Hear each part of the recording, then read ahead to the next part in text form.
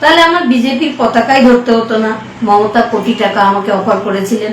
মন্দিরের অর্থ মন্দিরের উন্নয়নের জন্য ব্যবহার হবে, তাই আমি সিদ্ধান্ত নিয়েছি মন্দিরের টাকা সরকারি সংস্থার নজরদারিতে একটি ট্রাস্টি জমা রাখা হবে এবং পুরোহিত সেই ট্রাস্টের অংশ হবেন মাত্র।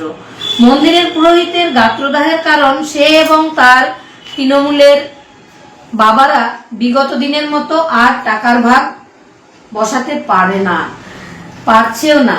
টাকার বাড়িতে আনার দাবি সর্বৈবই মিথ্যা।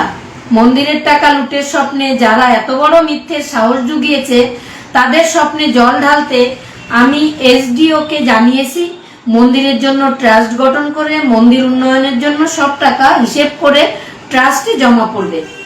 লুটোত্রাস বন্ধ করতে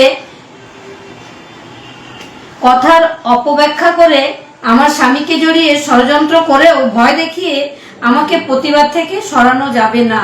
আমার মতো সেও তার মেয়েকে হারিয়েছে। আমি যেমন আমার মেয়েকে হারিয়েছি, আমার স্বামীও মেয়েকে হারিয়েছে। তাই এমন কাজ করতে তারও বাধ্য। কাকিমা ভালো ভালো, খারাপের খুব খারাপ, আমার সেই রূপটা না দেখানোই ভালো। আমার অফিসিয়াল টিম বা আমার পরিবারের দিকে কাদা ছোড়া বা থ্রেট করা এগুলো থেকে বিরত না থাকলে বাড়ির ঠিকানা পরিবর্তন হয়ে যাবে। সবচেয়ে তাড়াতাড়ি সঠিক খবর পেতে সাবস্ক্রাইব করুন খবর এক্সকে। Stay updated, stay ahead.